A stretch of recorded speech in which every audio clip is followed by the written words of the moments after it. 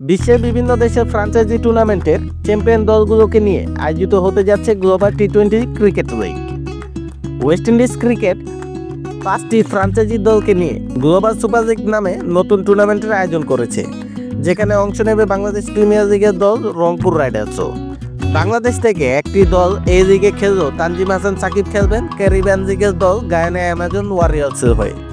মূলত বাংলাদেশি এই পেসারকে global super লিগের জন্যই দলভুক্ত করেছে গায়ানা।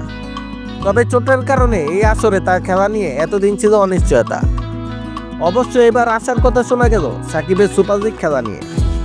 আজ রোববার মিরপুরে বল হাতে দেখা গেছে সাকিবকে। তার ইনজুরির কী অবস্থা জানতে সেটা যোগাযোগ করা হয় বিসিবির প্রধান চিকিৎসক দেবাশিস চৌধুরীর সঙ্গে।